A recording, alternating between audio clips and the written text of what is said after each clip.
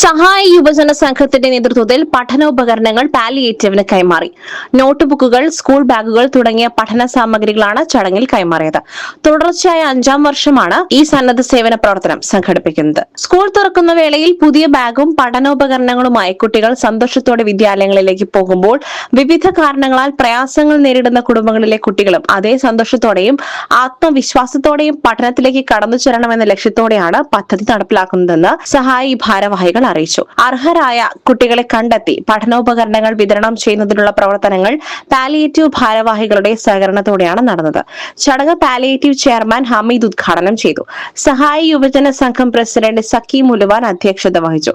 റഹീം ചോലയിൽ, ആസിദ്, ഷാജഹാൻ പായമ്പാടം, വിപിൻ പള്ളിയാലി, റഹ്മത്ത് സ്രാമ്പിക്കൽ, ഉമ്മർ രാമൻകുത്ത്, ഇബ്രാഹിം പൂളക്കൽ, മാവേലി ഹംസ, ശ്രീധർ വല്ലപ്പുഴ, വടക്കുംപാടം ഖാലിദ്, ലത്തീഫ് എന്നിവർ സംസാരിച്ചു.